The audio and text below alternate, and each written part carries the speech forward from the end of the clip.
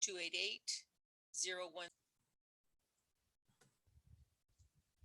So good evening, everyone. I am Dr. Annalyn Schooley. I am the chair of the Florida Interest Network, an affiliate of the American Association for Marriage and Family Therapy. This is our September 2019 town hall meeting. I'd like to just quickly introduce the rest of the board. Irma is there, Irma Barron. We have Andrea, who is muted but is going to wave at us in a second. And then we have Meredith Neal, who prefers to go in without video, but will be typing in periodically. And we have other folks joining the meeting. If you would please mute until I ask you, that I open up the group for questions. Otherwise, if you do have questions for our guest speakers, feel free to go into chat and type them in, and I will be monitoring that. So without further ado, I would like to introduce Janet Hartman and Ashley Irving. Janet Hartman is the current executive director of the 491 board, and Ashley Irving is the person who oversees the MFT stuff. So Janet and Ashley, thank you so much for joining us today and answering our questions and telling us how to keep ourselves on the straight and narrow with the board.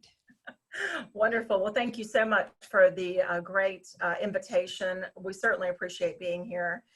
We agree that it's just really helpful for us to serve, on behalf of the board, to educate the licensees, educate students who are coming into the profession. And we believe the best way to do that is through these type of informal sessions, be able to kind of provide an overview of the board operations, the licensing process, give you an idea of some of the things that the board is tasked with in managing, and talk a little bit about legislation that may be of interest to the members. So we're really excited to be here tonight, and I know we're looking forward to giving you a nice overview and answering some questions. So a little bit about me. I mentioned before we went live that I have a bit of an unconventional background, probably, to be serving in this role as executive director here. But I am a retired police chief after 20 years. And just prior to walking into this role, I actually did regulatory matters with the Florida alcohol and tobacco industry. So I went from regulating alcohol and tobacco to regulating health professions. So my background is in the administrative procedures side, and I'm learning the profession side as we go along. So I joined the team back in March. It has been a wonderful experience. The 491 board, you'll hear us call it the 491 board just for brevity, considering the length of the name. But it's just a real pleasure to be here. Let me allow Ashley to also say hello to you before we get started. Well, good evening, everyone. My name is Ashley Irving. I'm the Program Operations Administrator for the Board of Clinical Social Work, Marriage and Family Therapy, and Mental Health Counseling. And as I oversee the day-to-day processes for all three professions. I report directly to the Executive Director. I prepare in preparation for the board meetings. I also attend board meetings with her and make sure we get everything in after the meeting, including the final orders, and supervising the board staff. Oh, just a little bit about me. I forgot that part. Throw that in there. I've been with the Department of Health for about 5 years now. I'm working in various capacities. I am an alumna of Florida A&M University, where I studied political science, and I'm happy to be here. All right, great. So I guess we'll just kind of take it from here and do a little overview about the office. And I've kind of got an idea of some of the things that I wanted to make sure that we shared with you this evening.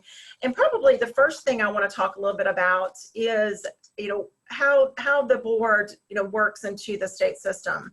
And we are a component of the Florida Department of Health.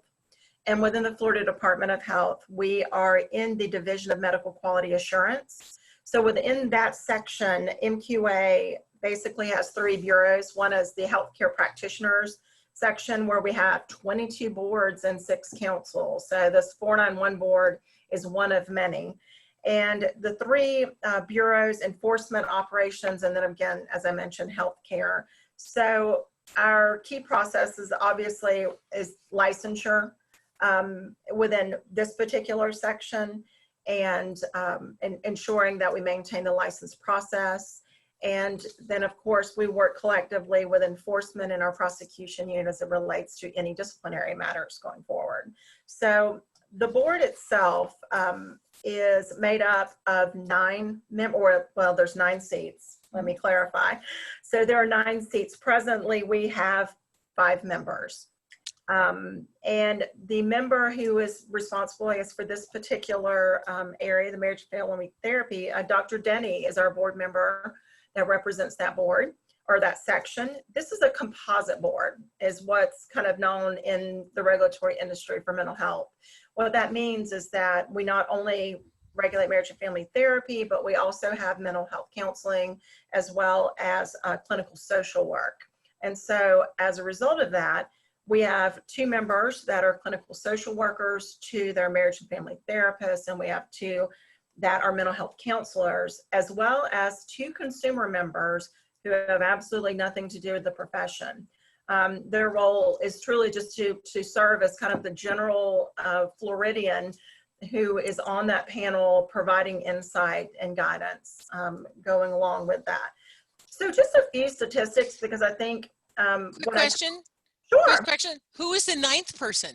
So 2 of each of the professions, 2 consumers, and then the 9th one is 3. I'm sorry. 3 consumers. 3 consumer. Thank you for asking. No worries. This is on the Jeopardy game that I play with my students when I teach laws and rules. I wanted to make sure I knew the right answer. Great. I gotcha. So thank you for clarifying that. Obviously, I wasn't hired for my math skills. But I do want to kind of give you an idea, whenever you've met Ashley and I, we also have 1 regulatory supervisor, and then we have 7 RS2s, regulatory specialist 2s. So those folks are the 7 people who are responsible for actually processing applications and those things. And I want to mention that because that staff of 7 amazing processors, they manage over, nearly 37,000 licenses a year, okay? So for licensed marriage and family therapists, it's 2,260 currently licensed marriage and family therapists. And then for interns, it's nearly 1,200. So 1,184 registered marriage and family therapy interns. But again, 37,000 mental health professionals, which is wonderful for the state of Florida, obviously. So, but that just kind of gives you an idea of just the responsibility those processors have for working with you on the every day.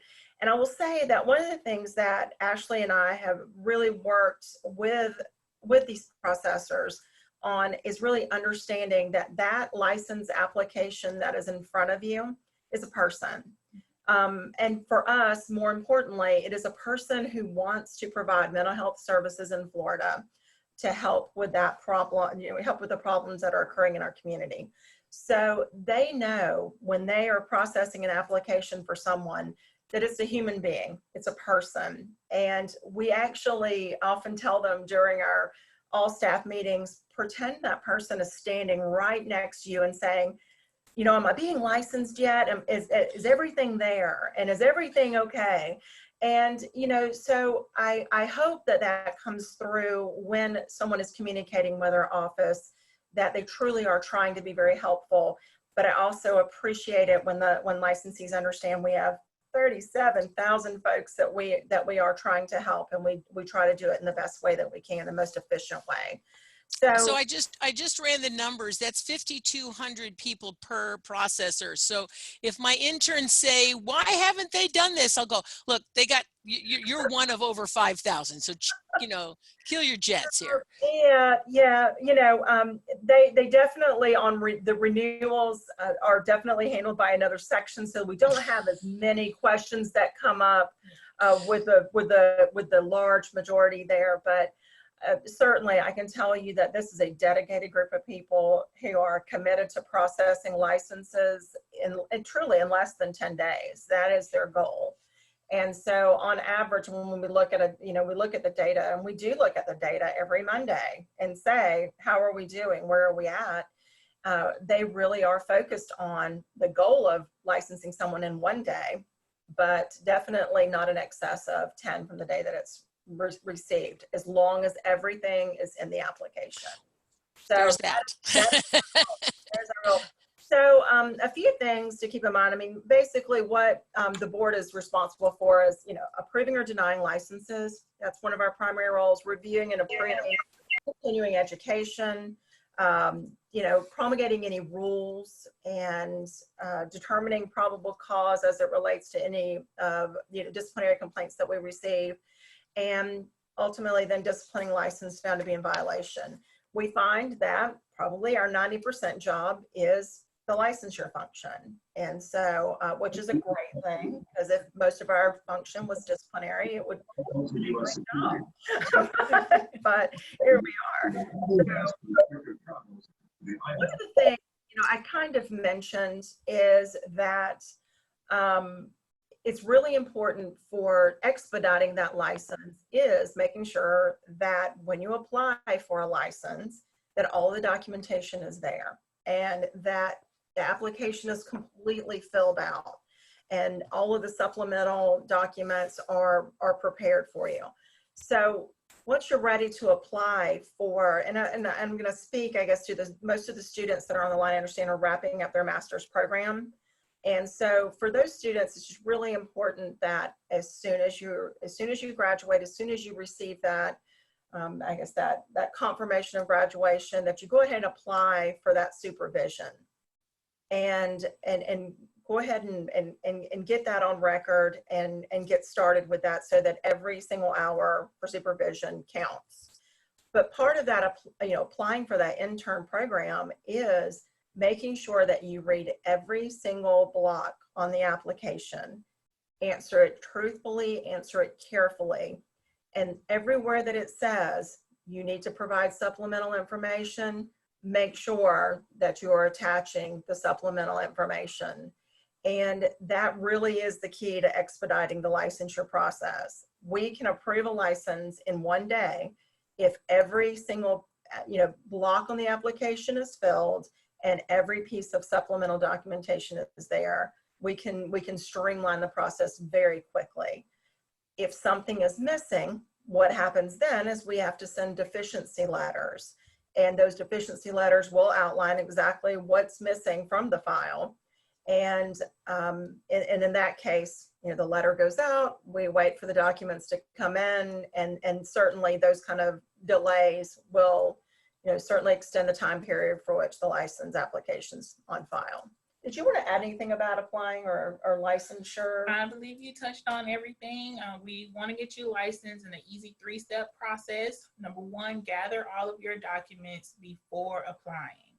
That means getting your official transcript from school, making sure the degree conferred date is actually on the official transcript, getting a copy of your practicum letter, and getting a letter from your qualified supervisor. Once you have gathered all of those documents, then you're ready to actually apply for the license.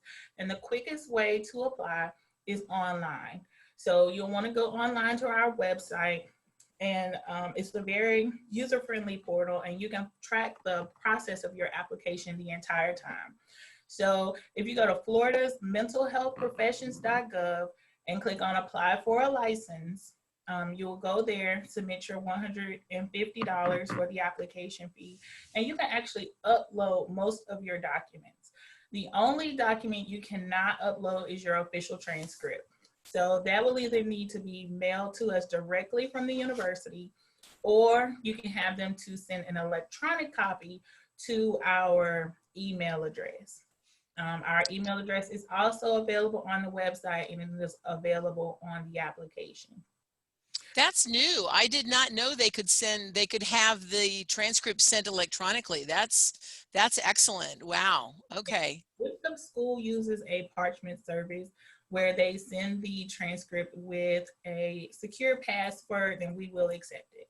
So we're certainly not accepting just an emailed copy or uploaded copy. You want to make sure they send it directly to our email address, and we will take that password and open it ourselves. Excellent, excellent. That's really great to know. Yeah, but the other way to do that then is to pull together all the hard copies. This is what I learned the hard way, because I had it all sent in piecemeal, and at the time I was applying for both licenses simultaneously, an MFT and an MHC. Unfortunately, I had one processor that when the transcripts came in, both went into his file, and then when the other stuff came in to the MFT, both copies went into his file, and they didn't talk to each other because I guess they didn't know I had two of them going. So that waited 6 months. So I tell everyone, put it all together, stick it in one envelope so that it all arrives together. That's right. And I would like to mention one other thing. When you submit your application, you will receive what's called a file number. That's not your license number, but this is the number we use to track your application through the process. And so when you submit your documents to our office, it would be very beneficial to add your file number to everything you submit. That's your qualified supervisor letter, your official transcript, and your practicum letter. If you know that number, go ahead and submit it on your documentation. That's great. So for those people who, first of all, it's just a good idea just to help if you're doing one, but if you're doing two, it becomes even more important that this transcript envelope is this file and this transcript envelope is that file, so that they get sorted in the proper places. That's great, Ashley. Thanks. Yeah. Now, I do have a couple of questions for the folks who might watch this, who are licensed in another state or are not licensed in another state, but did a lot of their supervision and their hours in another state. And what I tell them is to gather up the same documents and send it to you all, because then they'll get whatever letter of deficiency in their education or whatever to apply in good faith, and then anything else they have to do, you guys will tell them. But for them not to think that just because, well, both ways, just because they did another state doesn't mean that it won't be counted, but it doesn't mean that it will be counted. So they should assume neither way. They should send it in and have you guys process. That's absolutely correct. And of course, different states have different laws, but we will accept these supervision hours if they meet the same criteria as our laws. So that means your qualified supervisor needs to be someone who is licensed in marriage and family therapy, mental health counseling, or a psychologist.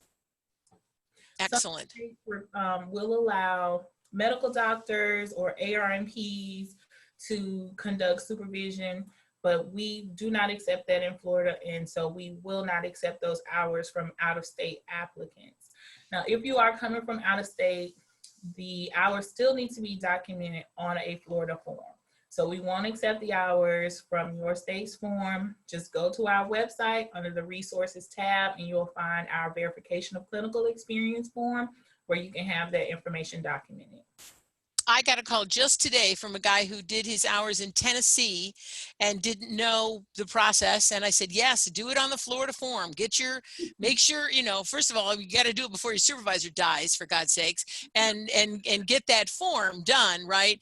And then you guys will consider it, in comparison and all that kind of stuff. And that people should expect that this could take some time. That this is going to be outside the 10 days, because you're guys going to have to do a lot more research, get a lot more data, that kind of stuff. So be patient. They should, these folks should send it in, but to understand it is going to be a process. Yes. Awesome. Okay, great. So I think this is probably a good time to mention our graduate packet as we're talking about some of the ways to expedite your license. I'm going to hold this up in the frame for just one moment. Obviously, it's going to show up as a little backwards right now in the frame. No, actually, it comes out perfect. Has it? Okay. Yep. The mirror image is on, so that works. Yep. Okay, so we're really proud of it. I mean, it's obviously a beautiful cover here and everything, but I'm going to share this information as we discussed before by email so that this can be uploaded. But this is actually a graduate packet specifically for MFT graduates. And this packet, what it does, that's really quite beneficial is it really walks the applicant through step by step exactly how to fill out the application. It walks step by step exactly, what is needed, what the requirements are. It gives a really nice description of what the transcript requirements are, what the practicum requirements are. And it definitely, talks about, finding a qualified supervisor on these next pages. And it really walks through some of the requirements of supervision. And it prepares them by providing some of the licensing laws to be aware of, exam information. It's just a really helpful guide. And the reason why we really are talking about this packet so much is that the packet was designed specifically to be able to provide someone with the opportunity to sit in the comfort of their own home and have as though they had a processor sitting with them answering every question they had. So Abigail Chapman, who worked with us previously, really spearheaded this effort because she really did see that need for making sure that we can answer as many questions as possible on the front end to really try to expedite this process, make it smoother, really achieve that one-day goal that we have for working through licensure. So I am going to be providing this by email so that it can be uploaded to the websites. And we're really excited about the packet and hope that it's really helpful, going forward. And let me just add that packet is also available on your website, right? On the board's website? As of today, it is not. We had to take it down for a little bit of a little adjustment, and we are going to pull that back up as a resource here very, very soon. But we are going to make sure that you have it to upload on all of your sites. But it would be fair anytime over October 1st, it should be accessible? Oh, absolutely. Absolutely. All right. It's just down for a few days All right, great. doing some maintenance on the website right now. So excellent. It will be available very soon. So we did talk about a little bit about applying for that internship. And so do you want to talk about when they're qualified to apply for that internship process? Yes, so you are qualified to apply for the internship once you have graduated and your degree has been conferred in marriage and family therapy or closely related counseling field. Once we have received your practicum letter showing that you have 180 hours of marriage and family therapy practicum hours, and then when you have submitted the qualified supervisor letter. If you're needing to find a qualified supervisor, you can go online to our website, flhealthsource.gov, and click on Consumer Services. There you'll find the public portal where you can pull up all counselors. You can actually specify the area that you're in and pull up the information on qualified supervisors for your profession and give them a call or send them an email and ask them if they are accepting interns at this time. Once you have 10 of the 12 required courses, you will qualify for the intern license. That is the minimum requirement. So we do require 12 courses, but once you have 10 of the 12, 2 of them in marriage and family therapy, then you will be eligible for the intern license. Now, this is particularly important for people who maybe got their master's outside of the state of Florida, because I would guess all the Florida schools very carefully make their MFT curriculum fit the state requirements. So, but if someone's coming into the state with a degree outside of Florida, then that's where the 10 of 12 might still allow them to get registered as an intern. But it's possible that they might have to take one class before, like if they are deficient of 3, they might need one to even get registered, and then they'd have to continue to take the other 2 while registered. Is that correct? Yes, that is correct. And I believe our board is trying to get people licensed as interns as quickly as possible, and that's why they are allowing them to get the registered intern license, having received 10 of the 12 courses. They do make an exception for practicum as well. So even if you have not completed your practicum hours, we will issue your license not having the practicum letter from your university. If you went to a university that did not offer a practicum, you can earn those hours with your qualified supervisor as an intern. Gotcha. So this is a person who has a master's, so they've graduated, but they're deficient one or more courses, didactic courses, or practicum. But if with practicum, they can actually work off their practicum post the master's degree with their qualified supervisor. Yes, they can. Okay, that's very generous. Yes, and so, and what that means is that obviously they would have to do that practicum first before they started their 2 years of supervision. Right, right. So it wouldn't roll into the 1,500. Correct. It's not all, it's still two separate things. So they've got to complete the practicum and then they'll start their 2 years of supervision. Very good. What I have a about person folks who are right licensed? now. I'm sorry, go ahead. What about folks who are currently licensed out of state? I've heard that there's some relaxing of like in my case, there are 6 or 8 full master's level courses that I would have to take, even though I've been licensed in 2 other states to practice in this state. Is there any change in that? No, ma'am. So the minimum that we would accept for licensure in Florida would be 10 of the 12 required courses, and 2 of those courses must be in the marriage and family therapy study. Now, if you would like to be licensed provisionally, you will still need to have 10 of the 12. So those are 10 of the 12. So just to give an example to make sure I'm clear what you're talking about, for addiction, there's a 3 hours master's level course in addiction required. So is that one of the 10 of the 12 you're speaking of? Yes, ma'am, I am. Okay, and I applied years ago in Florida, 3 or 4 years ago when I first moved to Florida, and got turned down because I didn't have several of those. But what I didn't do in the application was I did not fill out I didn't provide documentation from the handbook or whatever that would likely qualify a lot of those courses as equivalent. Should I reapply and supply those documents? And because it was showing me not taking certain courses, but when I looked back after the fact, I realized, well, this is probably roughly equivalent to that, and might be accepted had I given them that information. If I can make a recommendation, I will tell you, out-of-state applicants they do face challenges in some cases because our statute is so specific about the course curriculum, very specific about exam requirements and a lot of those things. But what I would recommend is that you actually contact Ashley and talk with her specifically about your individual case.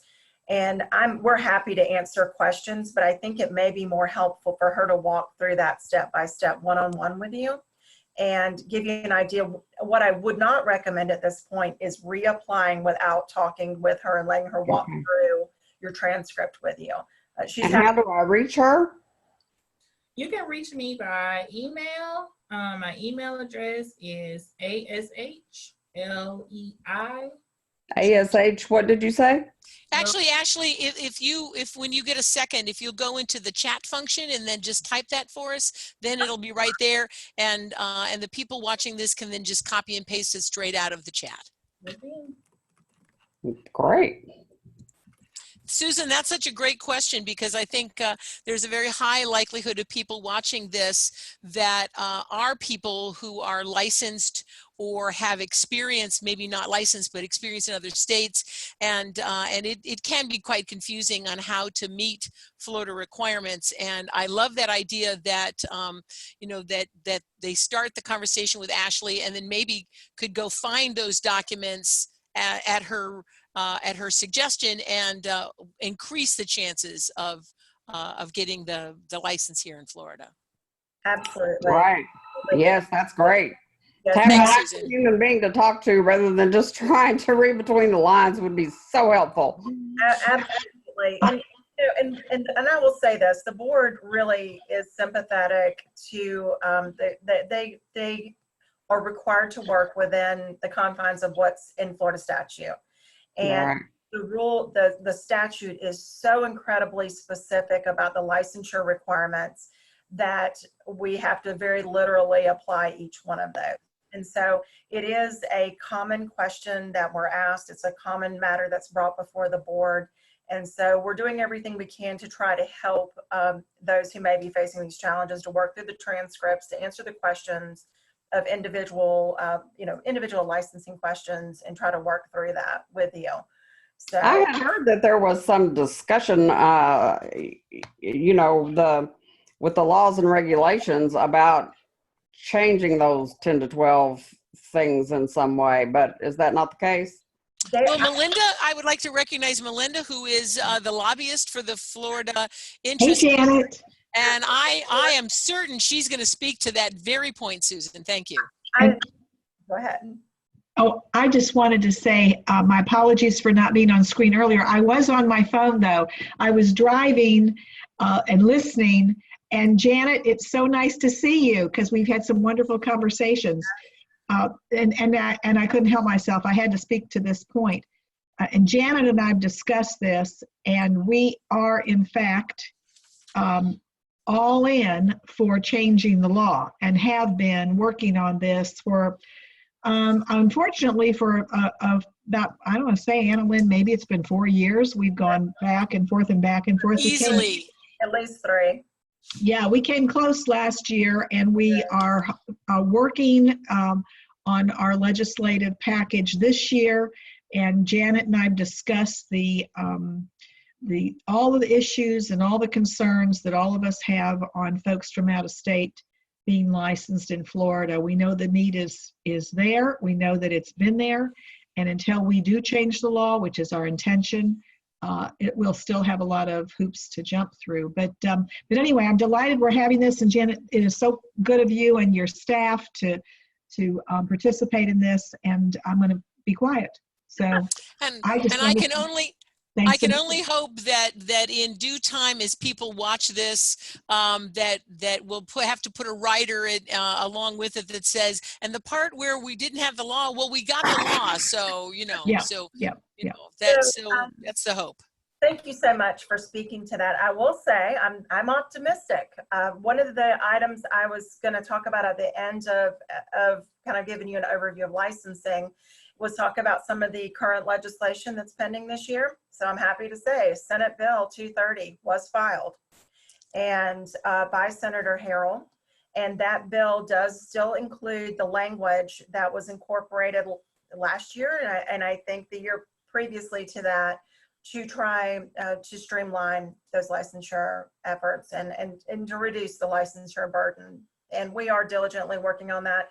We have already provided our analysis for this bill in support of the language change and really, well, and let me say, not necessarily in support. We're obviously at the board office level very neutral in legislation, but we have provided an analysis, talking about what a positive changes would be for licensees and for the processors who are reviewing those applications to make that licensure process much easier. Particularly during a time when we are trying to increase, healthcare providers, particularly in mental health in Florida. Such an important issue that we really want to make sure that we're streamlining these processes as much as we can. So I do often say, definitely talk to your legislators. I now have a bill number for you to talk to them about, Senate Bill 230. Very good. And feel free to anyone who listens to this to reach out to the Florida Interest Network. We have legislative advocacy activities ongoing. If you are a member of AAMFT, well, first of all, if you're not a member of AAMFT, why not? So join the national organization. And when you do, join the Florida Interest Network and the Family Team. The Family Team is the advocacy arm, and joining the Family Team costs nothing. So, there's no excuse not to join it when you're an AMFT member. And then you can be participating in active advocacy efforts as well as not so active, such as, you know, clicking yes and finding your legislator and click yes for the form letter to go, that sort of thing. At least you can do that. But yeah, so Jan, thank you so much, and Melinda, for bringing that forward. And advocacy is one of our major tenets here at the Fin. Wonderful. Okay. So I think we left off kind of at, filing for that intern license. One of the things we wanted to make sure, I didn't want to kind of lose my place on that one, is that it is important to talk about. There was a change in legislation during the 2016 session that's really important to talk about with those people who are actually, interns. And that is that there is a 5-year cap on an internship program. And what that means, I mean, you probably could give a little more in-depth overview of how that affects an intern. Sure. So this means within 5 years of you being issued an intern license, you must complete your supervision requirement. The statute actually states that another intern license cannot be issued to you, and a provisional license cannot be issued. So that means you have a 5-year window to complete the 100 weeks and 1,500 hours of supervision. I would like to speak to that, just so folks know the background as to why the law changed. We found that interns were calling themselves practitioners for up 15 years without taking the exam.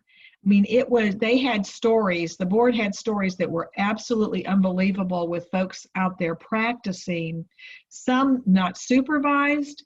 And this is why there's a 5-year cap now, which really changes the game when it comes to those that do not want to take the exam.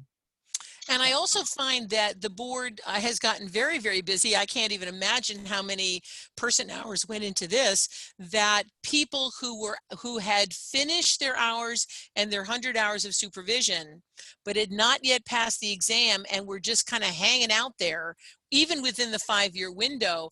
I had all kinds of people come ask me to be their supervisor because the board sent them a letter that said, you are in violation because you're not under supervision.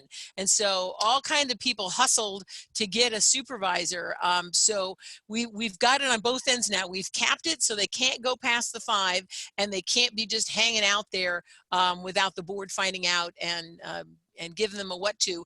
And of course, it started with letters out to the supervisors that said, are you still supervising these people? So supervisors, if you get letters like that, or interns, if you get letters like that, take them seriously. You better respond and get that under control, because you might ruin your chance of being licensed if you don't play nice with the board. I'd like to think that those letters didn't say a what for. They were probably like, that's Schooley's interpretation. Thank you so much. Okay, great. So I think we pretty well covered probably the internship program, don't you think? I don't think there was anything kind of hanging out there with that. So we just had a real quick question in chat about whether the Social Security number is necessary to complete the application. She says she sees it's not mandatory, but she didn't want to delay the process. And this might be true for our international students that don't have a Social Security number. Yes, you will need a Social Security number or a federal tax ID number to be issued a license. We will not issue you a license without it. Okay, good to know. Okay, and then I have another one regarding coursework requirement.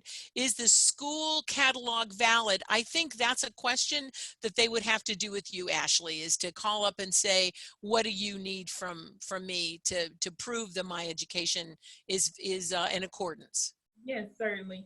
So we would definitely accept the school catalog. You can send us copies when you submit your initial application. If you know from the beginning that a course that you took probably meets the course content requirement, but the title of the course, we may not be able to tell that it meets that requirement, you can certainly submit your course descriptions or any syllabi that you have from school, and we will review that for you.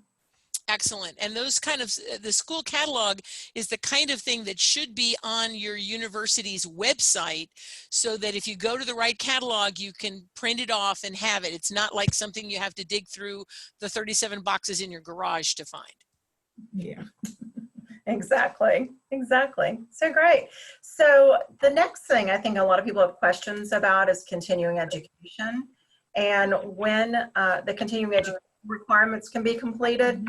And really, those can be completed at any time. So they basically have to log in for a CE Broker account, right? That's absolutely So if you can give them information about CE Broker. Sure. So CE Broker is the department's tracking system for all continuing education. So across all healthcare professions, if you have any other license, you would go to cebroker.com to track that continuing education. All of our board approved providers are listed on cebroker.com. You can get a free account there where you can go in and you can search, and you can also keep a transcript of all of the continuing education that you have taken over the years. If you would like a paid account, you can certainly get a paid account, and CE Broker will alert you when it's time to take certain continuing education courses. There is no time frame and no expiration date for the continuing education. So if you are an intern, we actually encourage you to take the 8-hour laws and rules so you have more knowledge about the laws and rules that govern your profession. And the other required course for licensure is the 3-hour HIV/AIDS course. And that can also be taken at any time. And you can submit that to the board office. We will keep that on file for you until you are ready to apply for full licensure. So let me just clarify. So in the past, they also had to take preventions of medical errors and domestic violence. Those are now only for licensees. Once one is licensed, you have to be taking those. Is that right? Domestic violence is actually required for full licensure applicants, but it can be taken up to 6 months after being issued a license. Right. Now, medical errors is no longer required for those who are applying for the license for the very first time. It's only required for licensees. Okay. And again, to clarify, they have to be registered in order for the CEUs to count. They can't take it like while they're still in their master's program. They can take it in their master's program. They do Oh, really? register to take the courses. Oh, that's great news. Okay. All right. When we talked about registration, you do need to be registered in CE Broker so that it will record the course hours. So when we refer to registration, definitely register with CE Broker, but you do not have to have a license number or a file number to register an account with CE Broker. So I, as an out-of-state licensee, could still register if I'm working towards those things that are going to be required? Yes, ma'am. I would think yes. So you can go on there and search the courses that you are interested in taking, and CE Broker will pull up a list. It will even tell you the cost of the courses and if they are live courses, online courses, or home study courses. Thank you. Right. So that's great because I have lots of students that would love to take the laws and rules, you know, while they are still students. I did not know they could do that even as early as that. So that's great news. Thank you. Absolutely. Absolutely. So are there any lingering questions on internship, CE, license or license applications before we move on? One other thing that I wanted to add, if I may, is I recommend for my students to take the 8 hours of laws and rules when they're in their clinical practica before they graduate. And it will also help prepare them for the licensure exam. Because one of the benefits right now that Florida allows, and maybe you might want to talk about that, is as soon as they register as an intern, I encourage them to take the licensure exam. Yes. Yes. So once your education has been certified, we will issue the exam approval to the AMFTRB, and you can certainly register for the exam and take it whenever you're ready. Excellent. Yeah, great. So all of this information, though, about the licensure requirements, the intern registration, the application forms, all of those things are available on our website. And I will, in a moment, we'll type in the website. I forgot that we could type that little guy in and you could cut and paste it. Yeah. I sit here and think I'm just sitting in front of a camera and don't have access, but our board website, I think, offers a wealth of information. I mean, you really can find just about anything you're looking for on that website. We try to make it very user friendly. We're actually looking at some improve some of the information that's out there. And so if you are searching for something on the site and you have recommendations, hey, I'm looking for this and I can't find it, or wow, that was really difficult to locate, definitely let Ashley or I know, we're looking for this piece of information. It sure would be helpful for it to be located on the site. So we really do want to be as helpful as we can to those who are seeking information when our office isn't open. So unfortunately, we're not available to you at midnight, whenever you have a chance to have some quiet time. So we want to make sure we have as much information available. I have a question from a student that wants to know about the 5-year period if applied to double majors. The student is doing a practicum for mental health and for family therapy. And so he wants to know 2 practicums to get supervised before the board. Maybe you could explain the dual major process? Yeah, so he will still need to meet the requirements for both licenses. So if he's not in a CACREP accredited program, then for mental health, he will be required to complete 1,000 hours of practicum. And for marriage and family therapy, he'd be required to do 180 hours in the marriage and family therapy setting. So I have seen dual licensed students come through, and it seems to be in one practicum course. So they have one course for MFT and then one for the mental health practicum. Yes, And in the case of Valviso, the mental health students have 3 semesters of practicum for the 1,000 hours. And then for the family therapy, we require 450 hours for 2 semesters, and 225 direct, and the other 225 is related. Right, and a lot of that is driven by the accreditation of the program, whether it's a COAMFTE accredited program, CACEP accredited, or not. In which case, if they have neither, then they tend to go to what the law requires here in Florida.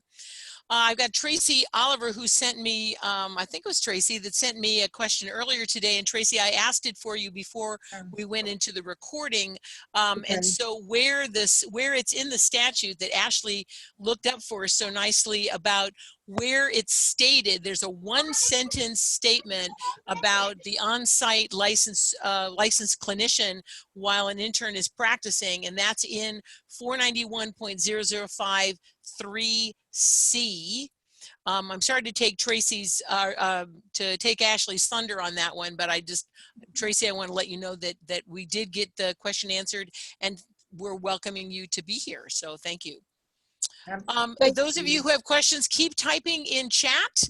Feel free to keep typing in chat. I will make sure that Ashley and Janet gets to see them. Janet, the next thing on your agenda. I really want to, piggyback with you were pointing out some of the laws and so thank you for answering that question there in the chat. And what I wanted to talk about was just some of the laws and rules that are affecting practice in Florida. It's really important for the students to understand, where those are. And I think from a regulatory perspective, we're really comfortable with looking at Florida statutes and Florida Administrative Code.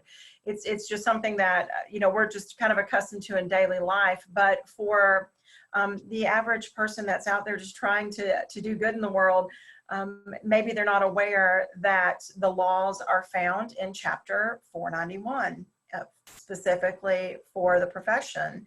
And then 456 as it relates to the regulatory nature of healthcare. So that's important for them to be familiar with. 491 in its entirety, just some good reading there. And Particularly if you're insomniac.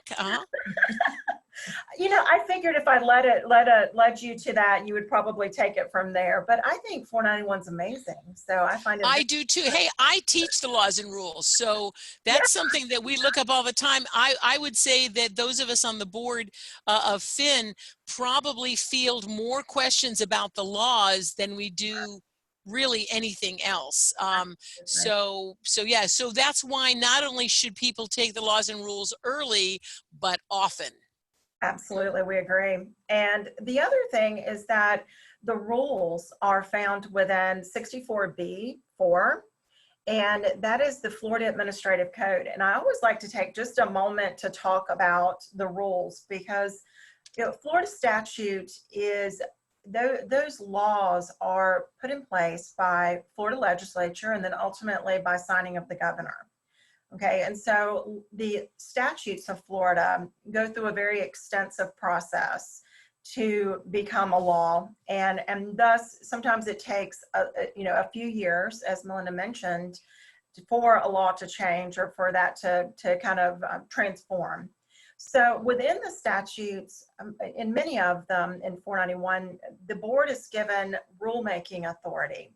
And so what that rulemaking authority offers is an opportunity for them to prepare rules through Florida Administrative Code.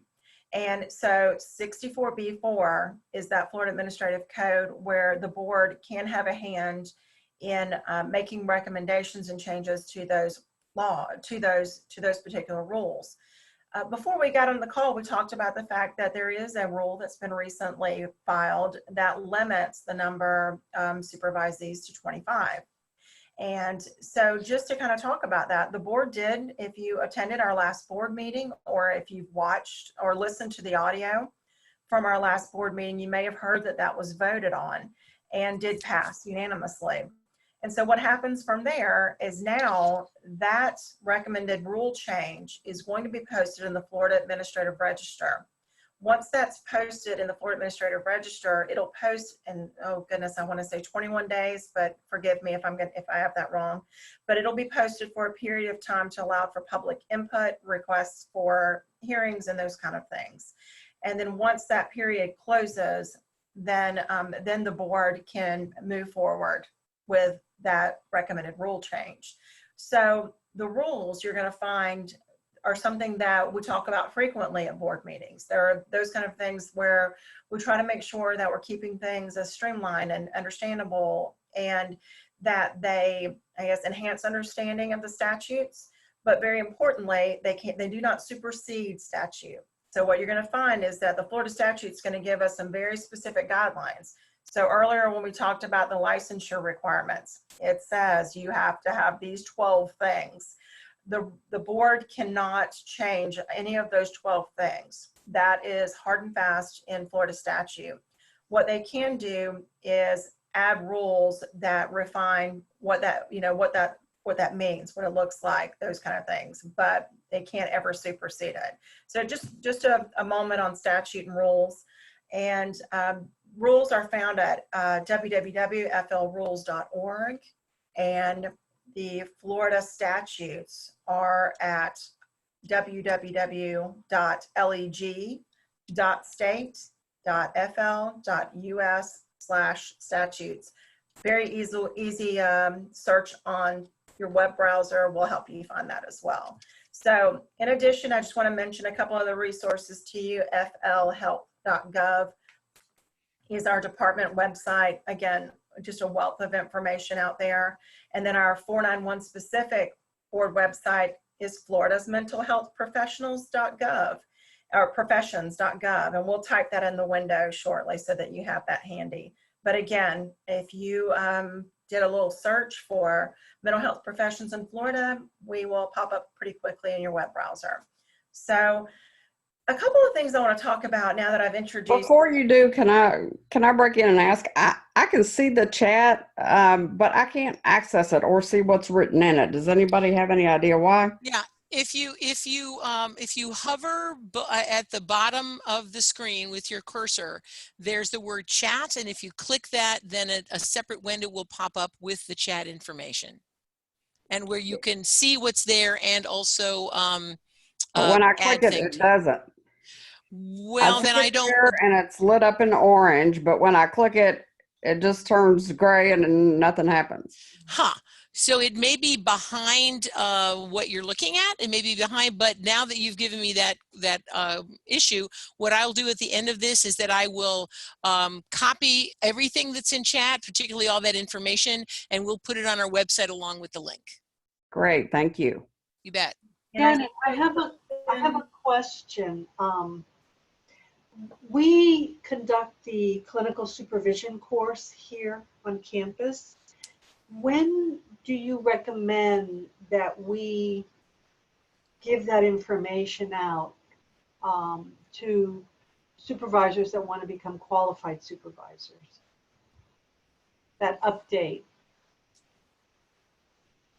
Right. So the one on the limited to 25, right? So, Okay. so when does it actually like become an official rule? It should be, and actually I was looking for a copy of that right before we came on the call, and I remembered that it was sent to me in email because it's not yet posted yet. I have to actually certify it on behalf of the board today, so you won't see it published in the Florida Administrative Register yet, but it will be up soon. Now, what I can say, if I had a conservative estimate, if there was no input, no requests for hearings, those kind of things, 45 days from the day it's posted to the conclusion. On the outset, it's about 90 days, but it is everything, as you know, as you notice about the board office, we do everything in the sunshine. So everything's done out publicly. So you'll see it filed. You'll see if there's any comment that's uploaded, and you'll see us publish that through the Florida Administrative Register. So we're happy to provide updates if you want to check in with us. Definitely can help you with that. But right now, it is just been approved by the board and pending submission for posting. Okay, thank you, Janet. Thank you. Yes, and I see a question from Tracy about 491 being specific to social work. It actually, if subsection 3 is specific to marriage and family therapy. So if you see 491.005 and there's that 3 that typed in for you, that's actually the subsection, and then there's a section C that talks about that specific supervision question. So social work will be just before there. Scroll down just a little bit more and you'll see the section for marriage and family therapy, and then subsection C talks about supervision, and the very last sentence is the one that you're looking for regarding the qualified supervisor being on the premises. It is one very long statute. So to kind of keep scrolling till you get a little further to the bottom there. So, but so speaking of laws and rules, though, the things that we want to reinforce for those, especially those who are newly licensed, is really be familiar with the laws and rules, be familiar with the scope of practice, understand what your license covers, what it encompasses. And it's really important. I would say, you know, most of, let's see, I mean, whenever I think about some of the cases that come before us, it tends to be more about boundaries and some of those things, but I can't overemphasize understanding what your scope of practice is and what the rules and laws are that cover your profession, and just being familiar with those. And, you know, I think they both said it, you know, take laws and rules, review it, review the information, understand it, ask questions, be engaged in the content. It's very important that you seek out continuing information about those things and staying on top of it. Keeping up to date with changes in law. So what you're going to find is, actually, if you go to our website, there's an option for you to receive updates and you know, definitely log in for that. But do keep, you know, take a look at our webpage every now and then. You'll see at the top of the page right now, it tells you about some of the legislation that passed this last session. We update that website pretty much as soon as this became law. We were preparing statements and putting them on our website so that things were current. We maintain the laws and rules on our website to ensure that they're very current. So if a rule updates, you've got the way we set it up, it's hyperlinked to the Florida Administrative Code so that you will always have the most current information. So, I mean, obviously I always direct people to the source itself first, to the legislative website or to the Florida Administrative Code, but our website is set up to try to make sure that you have as much information as you can. I would just like to add one thing. Janet, I didn't mean to interrupt you, but I wanted everyone that's listening or watching this evening to know that this office is very user-friendly. And when I say that as a representative of the association, I can pick up the phone and speak to Janet about really any issue. Which is a wonderful way to do business when you're dealing with people's professions.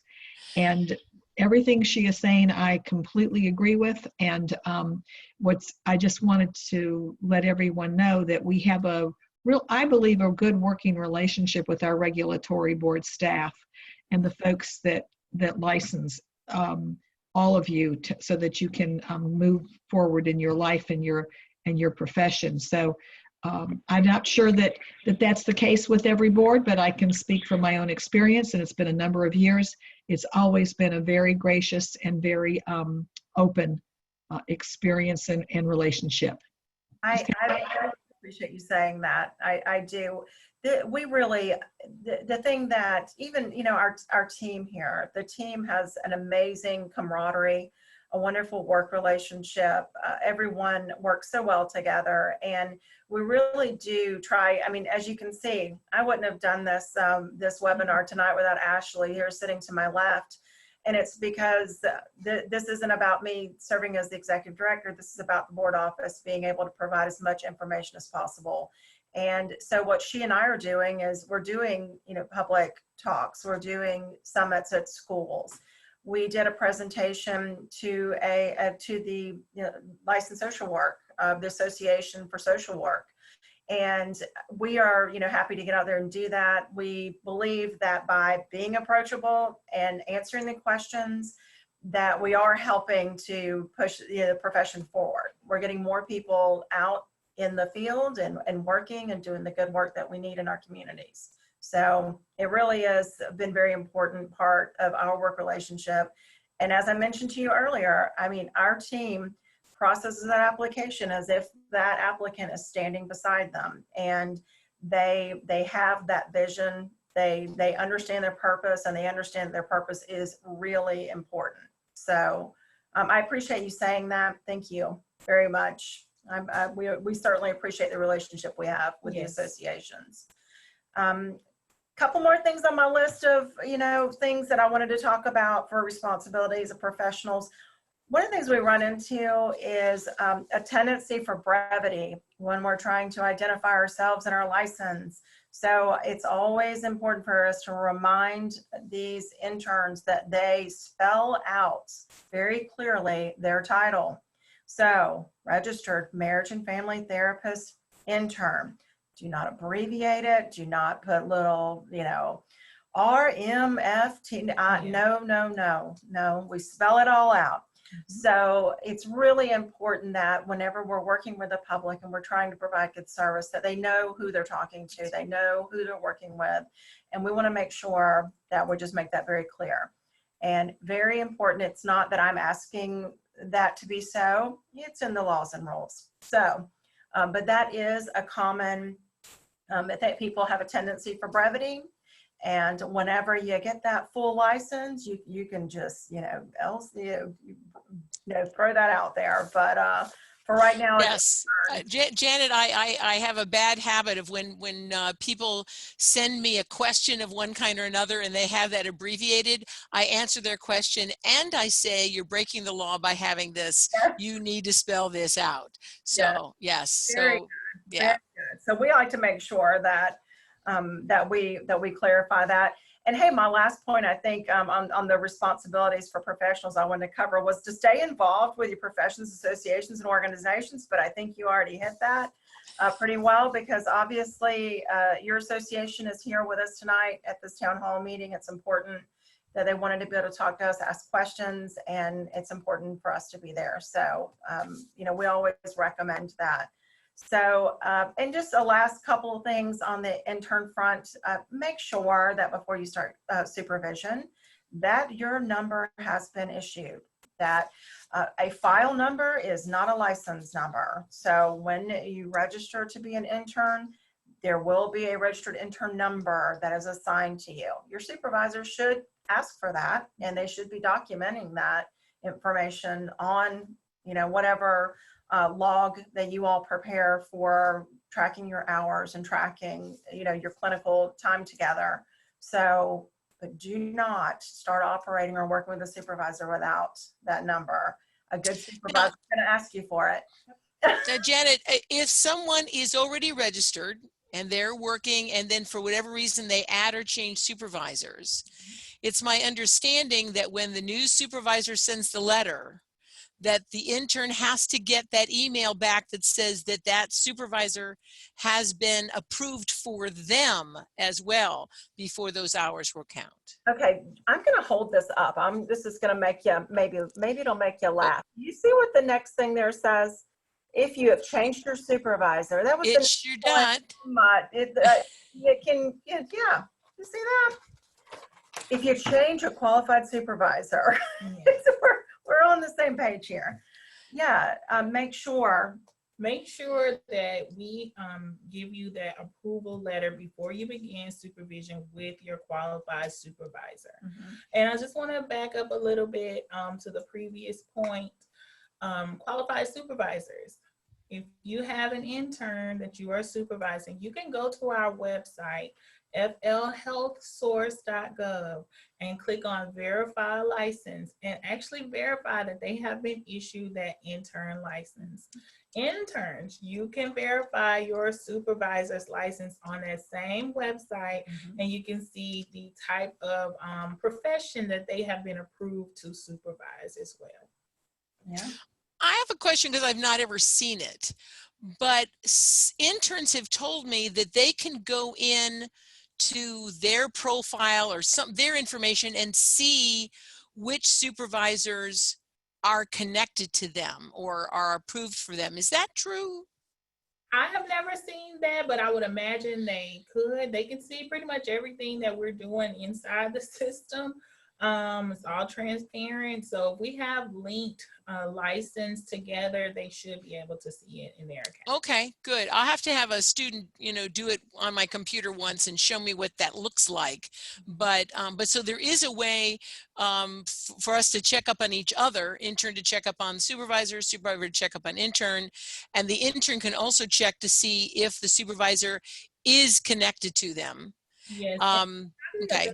Practice for qualified supervisors to submit the verification of clinical experience form at the end of supervision, and check that box that says I'm no longer seeing this intern, so we know to remove that intern from your license. We want the most current information. Well, particularly if you're going to limit us to 25, we got to get the dead wood off there. That's for sure.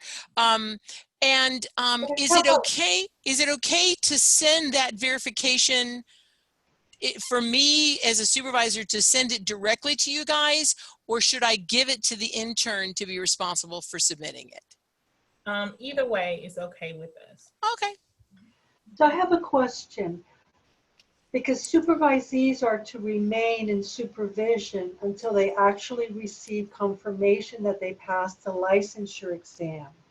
And have the license, not just the exam, but have the license. Yes. Exactly. So what does the supervisor do in that case? Okay, the supervisee completed the required hours, the 1,500 hours. I know. Okay.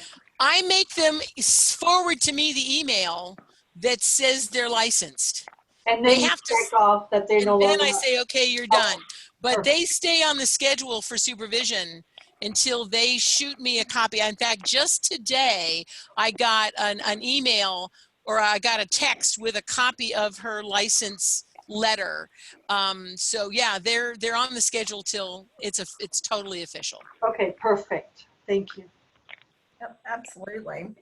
So let's see, I received, I think in advance of the call as well, a question regarding supervision and through electronic means and some of those things. And so while we're on supervision, I just want to kind of point to 64B4-2.002 and 64B4-2.002, which talks about the definition for supervision. So those of you who are providing the coursework on supervision, you're probably pretty familiar with this one. But what it talks about is the supervisor and the intern may use face-to-face electronic methods, but not telephone only, okay, to conduct supervisory sessions. However, the supervisor and intern must have an in-person face-to-face contact for at least 50% of all of the interactions required. So yes, I mean, I think this rule acknowledged that there's an opportunity for using video conferencing, those new technologies, not telephone only, for up to 50% of that supervision with the intern. So I know that was a question that came up. I've heard it kind of circulating a little bit. Just wanted to point that one out as part of that. So let me see if I understand with an example. Okay. So an intern, it works with a supervisor and does 50 hours face-to-face in person. Mhm. And then they change supervisors, change jobs, go to another part of the state, whatever.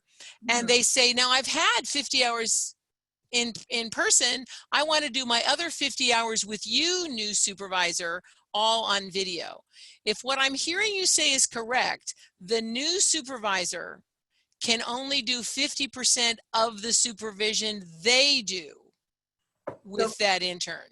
So one of the things I'm very cautious on providing you with, with legal guidance. But what I will do is go back to what I do is very little readings of the statute, because I believe the legislative intent was that you'd be able to kind of read through it and have an understanding. And for me, when it says the supervisor and intern, so the supervisor and the intern, to me is one person, may utilize face-to-face electronic methods. So I have heard that there is a question of, could I do this with this supervisor and this with another supervisor? And the statute says the supervisor and the intern may do 50%. So again, I can't provide an interpretation for what the rule says, but I can read the rule as a singular person and a singular person. So if one wanted to get that even more clarified, this would be like a question sent to the board to be discussed at a meeting, perhaps? Sure. So if there is a question that requires some type of an opinion of the board, they want to understand, clarification. So let me give you an example of a question that I've been posed recently that I've directed to declaratory statement is what the term is. And it's there's a question about that's come up about supervision. Can the intern provide their clinical hours by electronic means? The rule basically says, the rule only says face-to-face. The question has come up, well, I can do my supervision through electronic means. Can I do my clinical hours electronically? The rule is not, it does not say that. The rule says face-to-face. So if you wanted to find out if you could perform those hours by electronic means, it could be posed to the board in the form of a declaratory statement. And those declaratory statements, I'll be happy to upload. I'll type in the statute reference in just a moment, but the Florida statutes just provide through administrative procedures ways to receive an interpretation from the board by those means. Excellent. Yeah. And And what happens happens with that is that once that is filed, it's kind of like, the process I described for you with rule. If someone files a declaratory statement, let me be clear, they can only file a declaratory statement on behalf of themselves and for their very particular question. And then that declaratory statement is issued for that particular person in that particular circumstance. And but once they file that with the board, that is then filed in the Florida Administrative Register as a public document so that everyone can see that the board is about to answer this important question. We also, I think I failed to mention earlier, prior to the meeting, when we have a general board meeting, we do upload a public book to our website, which will also have every single document, minus any confidential or redacted matters in accordance with statute. Everything will be provided there on our website as well in advance of the meeting so you can see what's being considered. So that declaratory statement is going to follow that same process. It is going to be published in the Florida Administrative Register. It'll be discussed during a public meeting and a decision is rendered at that time. A final order is issued with the outcome of that declaratory statement. It's a very, very formal process. Excellent. Thank you, ma'am. Certainly. Okay, so I guess the last thing I was going to talk about a little bit was I've already talked about the legislative matter that's been filed for this year. I was going to throw out a little bit about last year. I think Melinda mentioned to you earlier that sadly our bill that included all this wonderful legislation streamlining some of the regulatory efforts did die. And very disheartening, it died in the last couple of days. We thought we were— It went to sleep. It didn't die. It went to sleep. It went to sleep. And it obviously has been awakening in this season. So, that did not make it. But a couple of things that did pass this last year that's important to this profession. Let me look at Senate Bill 1418, which did add some circumstances to which a therapist may have to release confidential information to law enforcement. This was an important bill. I think, I think it was more in follow-up to some of the tragedies that are occurring throughout the country, particularly in Florida this past year. And this was that if you are made aware that someone is specifically making a threat to a person or something like that, that you are required to make notification to law enforcement. And what that did, this bill really, talked about the fact that you may have to release confidential records. You may have to release confidential information, but this bill is directing you to do that, or this law is directing you to do that for the safety of others and in these very particular circumstances. So that was an important piece of legislation. We do have that uploaded as well on our website as one of the items that passed last year. Probably the most talked about thing that's come out of the last session is telehealth. And the telehealth bill did pass and became effective on July 1st. So what was important about this bill to Florida was not only the out-of-state provider registry for Florida to be able to practice in Florida via telehealth, but it also actually defined telehealth for licensees within the state of Florida. So previously, the licensees were providing telehealth because the statutes were essentially silent on it, and this bill actually provided a definition for what a telehealth provider is and put into place some of the specifications for conducting telehealth and the methods for doing that. So the out-of-state registry is in its final implementation at this point. The forms and the rules associated with that bill, I want to say are anticipated for October 1st. I have not seen the final FAR on that and the final forms promulgation on that, but it's my understanding that October 1st is the target date for that. And that will facilitate the upload of an application from an out-of-state provider.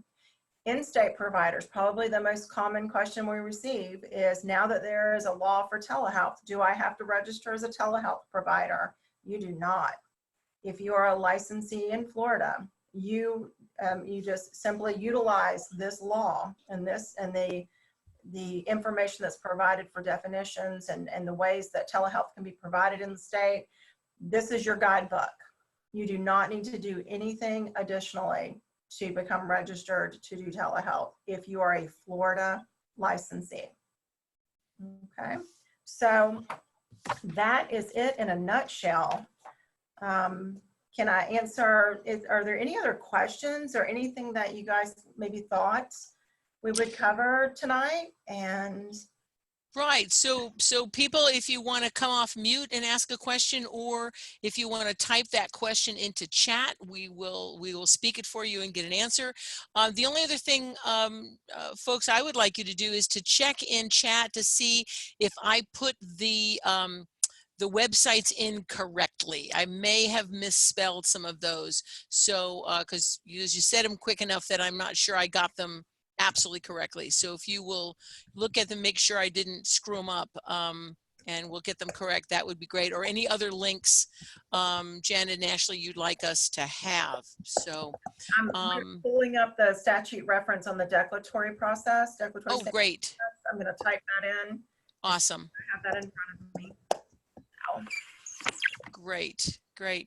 Carrie, I know you always ask questions. Do you have anything?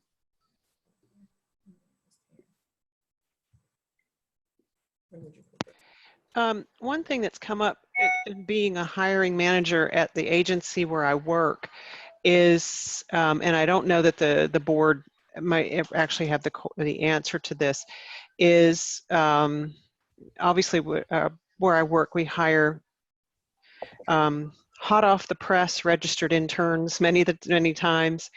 And we see some stuff, I see some stuff on some resumes that becomes very questionable to me.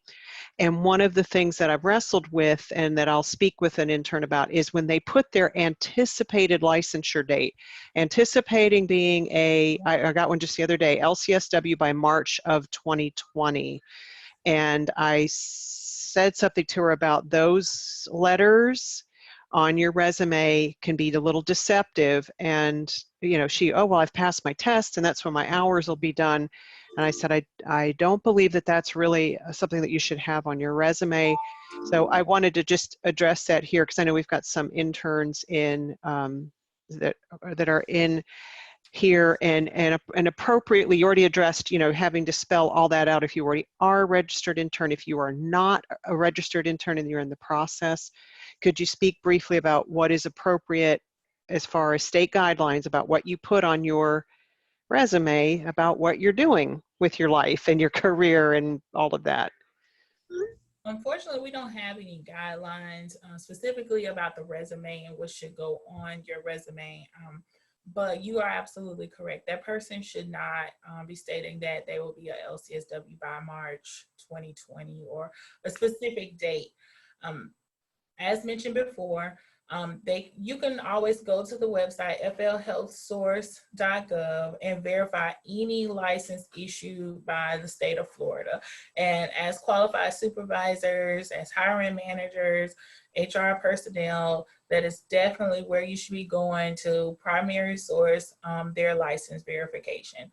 flhealthsource.gov, and just click on the link verify a license. I would advise that person to gather all of their information and submit the application as quickly as possible. We would like to process it in one day, but there can be some hiccups along the way or some deficiencies if we don't receive the documents that have been gathered in a timely manner. I think you're giving good advice. So although the board doesn't speak specifically to that, the statute certainly acknowledges that for the safety, for public safety, for the well-being of those who are receiving therapy and those things, that the therapists be truthful and that they be as honest as they can in how they're putting themselves out there. And that's why it's so incredibly important that they spell out, you know, that name and spell out that designation. And obviously we agree with you informally that you've given them some wonderful advice. Yeah, and there is statute about not being misleading or to be fraudulent or to claim something that you're not. And so to say anticipated anything, You know, that's like saying, well, I anticipate to be pregnant by March of 2020. Well, yeah, it ain't real until it's real. So yeah, I appreciate that. Lovely example. So Tracy Oliver, I know you asked a question earlier. I didn't know if you wanted to come off mute, if you had any other questions. I also want to call out specifically Eric Torres, because I know you're here. So feel free to come off mute. I mean, I know I'm inviting everybody, but I just want to make sure that you know I mean specifically, really come off mute and ask a question if you've got one. Let's see. I mean, Carrie Horton, I think, has gone off, so I don't have her anymore. But oh, Tracy says she's good. Okay, great. And Tom, I see you're still here. If you've got anything, please come off mute and tell us. So I don't think I have any other questions. Irma, Meredith, Andrea, any of the? Oh, so I've got another message down here. Okay, no, Tracy says she's doing bedtime. Good for you, Tracy. Yep. Being mom now. Yeah. So that's The only question that I had, there were 3 resources that you all gave earlier. There were the FLrules.org, the statutes, and by the way, that link didn't work. I was afraid I typed it wrong, Andrea. So yeah, I thought that it might be so. And there was one more, but it was said so fast I didn't get a chance to write it down. It is probably our actual website for our board office. Okay. We'll do that now. Thank you. And I got to tell you, I cheat. I just put in Florida 491 board, and that always gets me there. And then the board website has so many wonderful links. So Eric Torres, you have a question? Yes, I do. Can you hear me? Yes, I can. Yes. Oh, great. Excellent. I'm a student from Carlos Albizu. I'm doing a double major, and Dr. Barron is my instructor for the mental health. And my question was regarding something that you guys discussed earlier. And it was due to the reason that, you know, you need 5 years window period once you do your practical and you do your, how do you call it? Your, not evaluation, the Exam, the licensing exam? right, but I'm doing a double major, so that's a lot of years. I mean, I don't know. Do you guys have like another window for that, or I mean, it's only a 5 year for both? I'm kind of confused with that because. Okay, so maybe in your situation, instead of pursuing both licenses at the same time, that you could do one at a time. So maybe you can pursue the MF licensure first and become an intern and do supervision there and attain the MFT license and start the mental health intern license. Thank you so much for explaining that, because I sent Dr. Barron earlier a message. That's why she got online. She was trying to contact you guys. But, you know, I wanted to like further, you know, speak a little bit to you guys about it, because I was kind of worried. I said, I'm doing double major and I don't think the time is going to be, you know, for me to complete both at the same time. What should I do now? Should I finish one first and then continue with the second one, which you pretty much explained now? So thank you so much, guys. Well, I would really like if you take down my email address and let's discuss your particular situation a little further. Sounds great. Can you post it again? I know you did earlier, so I can write it down. It is in chat. If you just scroll up, she put it in at 6:29. So scroll up, you'll see the time on the chat, and it's in there at 6:29. Thank you so much. Okay. Well, Excellent. Thank you so much for this opportunity tonight. It's been a real pleasure to talk with each one of you and to share a little bit about the board and give you some kind of insight on what the day-to-day is like here, and to try to offer some assistance where we can. And as we've mentioned previously, if there's anything that we can do individually to assist you on very particular cases, please don't hesitate to share our information with others when they ask questions. That's what we're here for. We're here to assist. We're a great resource. And I always recommend that they do call us to provide those answers for them so that we can ensure they receive the most accurate information available. But again, you know, we welcome everyone to visit our website. Please give us feedback on how we can do things better. And we just appreciate this opportunity from the association tonight. Thank you. No, thank you for providing us the opportunity to answer, to answer the questions that we needed. Thank you so much, guys. Yes, absolutely. All right. Well, if there are no other questions, again, thank you, Janet and Ashley. We so appreciate that. And for the people who are watching this on recording, we will pull out all of the resource information like the emails and the links and make that available to you in the website. So look around for that. Otherwise, you all have a great evening. And again, thank you so much, Janet and Ashley. You too. Thank you. All right. Thank you very much, Janet, Ashley.